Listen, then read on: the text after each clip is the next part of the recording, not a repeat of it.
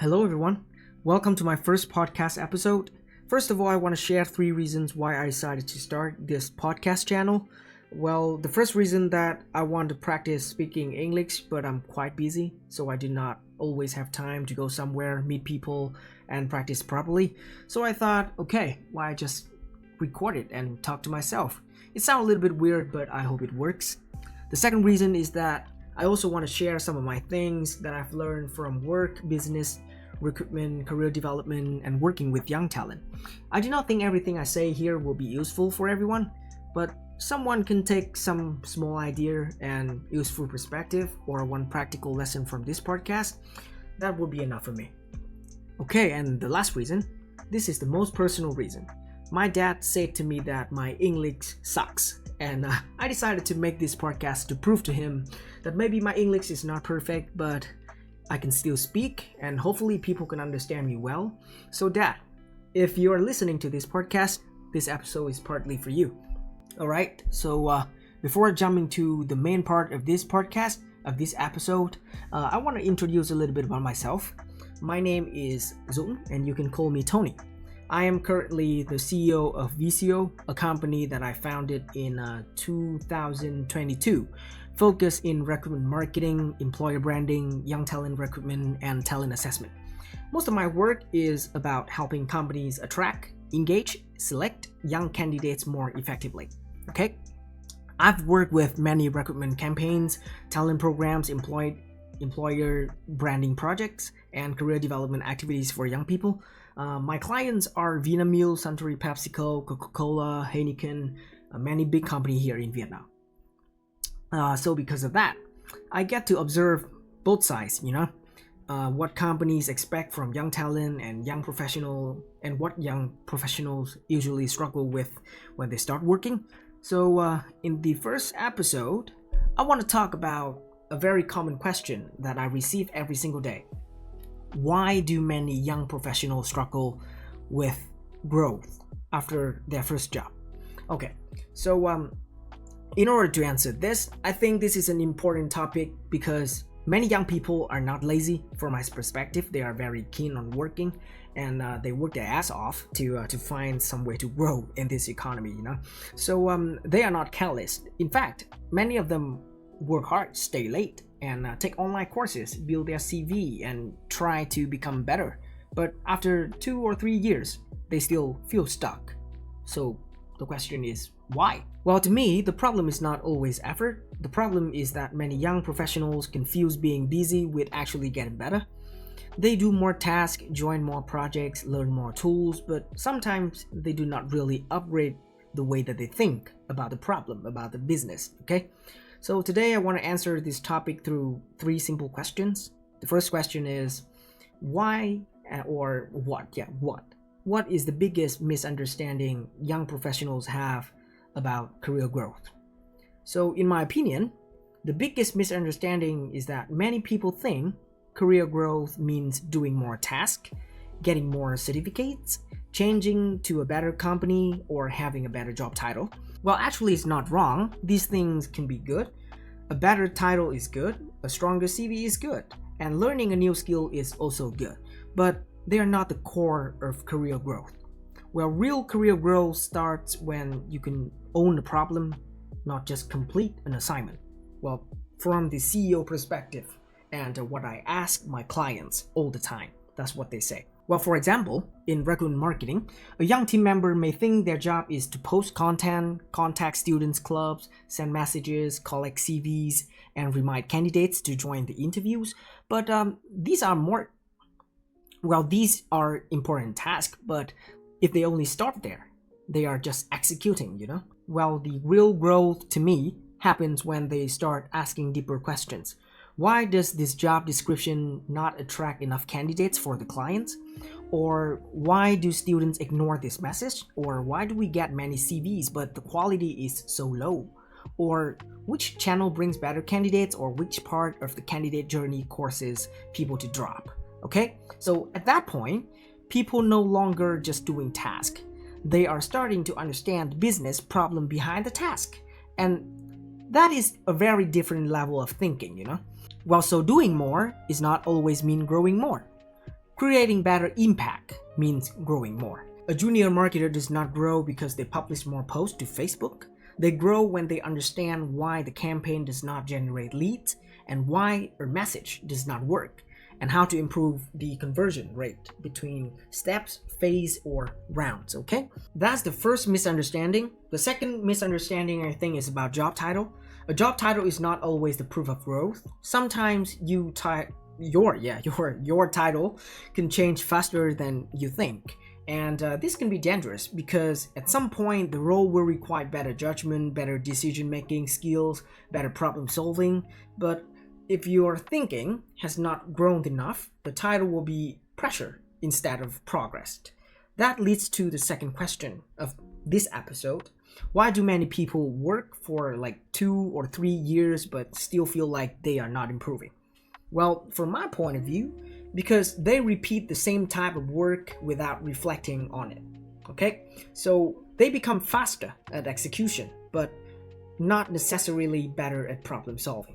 Well, this is one of my favorite quotes. There is a difference between having 3 years of experience, okay, and repeating 1 year of experience 3 times. Well, this is something that I see quite often. A person can work on many projects, join many campaigns, and handle many tasks, but after each project, they do not really stop and ask, what did I learn? What worked? What failed? And what did happen? What should I change for the next time? Not many people will ask those questions. Experience is not only the number of years that you work, experience is the number of lessons you extract from what you do. Well, for examples, in a recruitment campaign that my company delivered for the client, one member can only remember, I posted content, I contacted partners, and I collected the CVs or I submitted the report.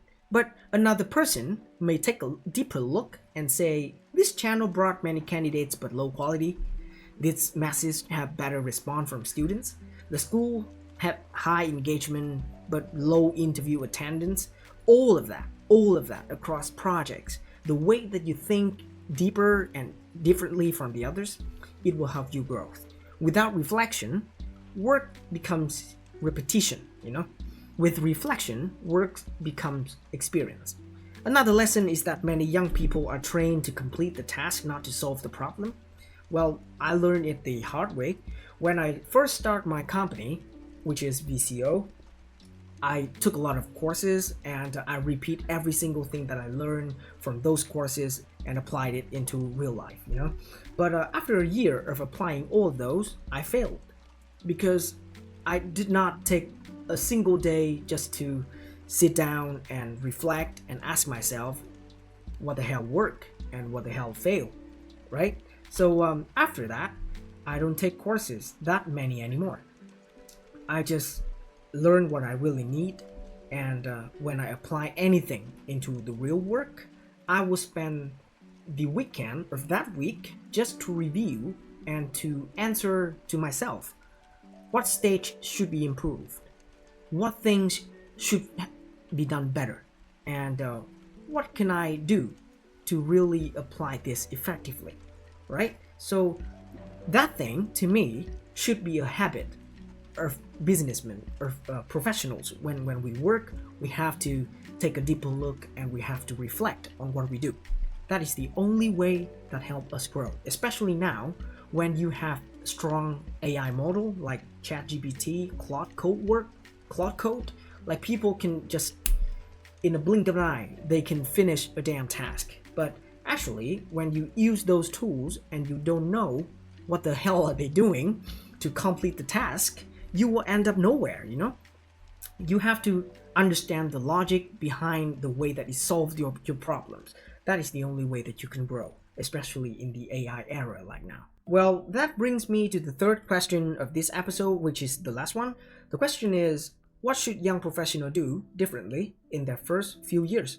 So from my perspective, they should stop asking, why should I do this? But they should start asking, what result should this work create?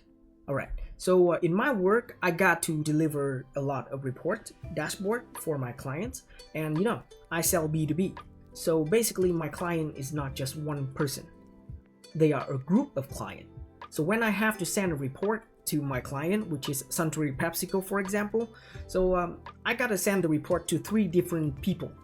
The first one is the HR manager, the second one is the HR senior managers, and the last one is the HRD, which is Human Resource Director, okay?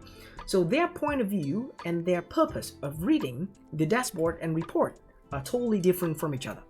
So when I create a report, most of the time I will spend all of my time to think and to do the research on what will they want from the report. So for example, a report is just an Excel file or Power BI file that show charts and numbers and data for people to look at it, right? But the human resource manager care about different stuff. The human resource manager will look at the conversion rate of each round and the progress of the project, and how should the aptitude test be delivered, how the AI interview will be delivered. That's what they care. So I gotta have a single tab on the Excel file for the HRM to show those data, okay? For another person, which is the senior human resource manager, okay? It's a he. He cares more about the overview of the project. He cares more about the quality of candidates passing each round. So he asks a lot about like, what did we do? What kind of activities we apply to attract those candidates? What kind of the selection method that we use to make sure that those candidates are qualified? So that's what they care. So I gotta show it on the report. With the HRD, it's a totally different view. The HRD only cares about like, is it on track? Like last year, this time we attract like 500 candidates. So do we do it better this time? Do we do it better this year? That's what he cares. So if you take a deeper look into your work, just a single report, you have to think like how people gonna view it with 3 different perspectives. So that's the way that you can make a better report. And when I send out that report, well, people have nothing to concern about. They just take the report, put a smile on their face, and join a meeting. So that's why I can grow my company from 0 to today, serving top companies in Vietnam, because I always take a very deep look in my work. And I think about every kind of scenarios that can happen. And I try my best, I work my ass off, and I stay up late just to serve them. The more effective that I serve them, the more growth that my company will be, right? So, yeah. I think this is the first episode and I should stop here because right after recording this, I gotta get back to work. My wife is on a party with her company, so I may have like 1 hour more to do my own stuff before joining her for that time. So yeah, I think goodbye and see you for the next episode. And maybe you can leave a comment below to let me know what topic should I talk about in the next episode, and if you can take away something cool from this episode, please let me know. That would be my very huge motivation to launch this second app. Okay, bye.